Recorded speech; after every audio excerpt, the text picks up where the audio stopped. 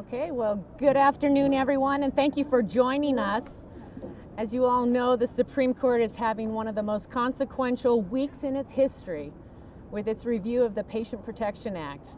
And it is our hope as Republican women, as wives, as mothers, as grandmothers, and as concerned citizens, that the Supreme Court will find that the healthcare law is unconstitutional.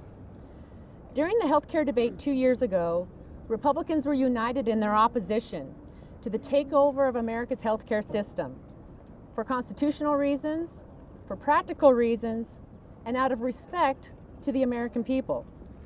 When the law was passed, poll after poll found strong opposition to it, and 2 years later, nothing has changed. Nearly every poll finds a strong majority that would like Congress to repeal this law and replace it with a better approach. And one of the untold stories in this debate is that American women oppose this health care bill, and for good reasons. Women make 85% of the health care decisions in America. Women are also the vast majority of health care personnel and professionals, and they don't like the idea of the federal government coming in and taking over their ability to make the best decisions for themselves, for their families, and for their patients.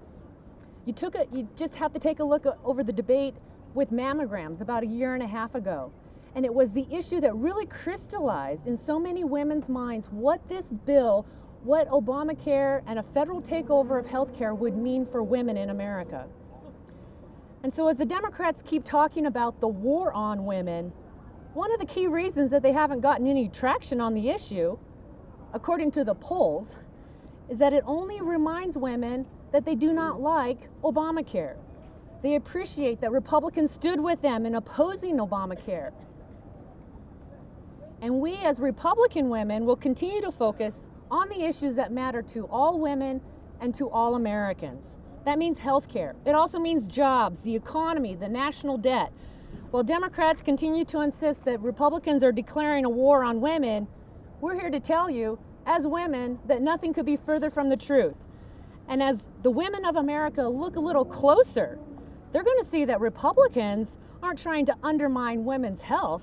It's that Democrats are trying to scare American women. What the American women really find scary is President Obama's policies, his health care policies, and the debt that he's leaving our children and grandchildren. Republicans are going to continue to focus on the real issues that matter to women and to men: the economy, jobs, health care, and repealing and our national debt. And we're going to continue to stake our ground on those issues for the sake of American women and for the sake of all Americans all across this country.